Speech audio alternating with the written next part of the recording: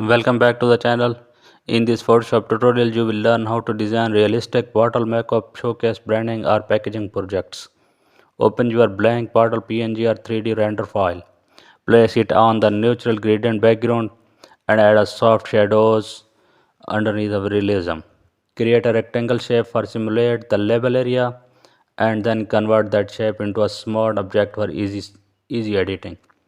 Double click it and design your label layout inside, add logo, text or color. Save and close the smart object to update the bottle. Use wrap transform to match the label or bottle curves. Add a light multiply blending mode to blend edges. Create reflections by duplicating and flipping the bottle vertically.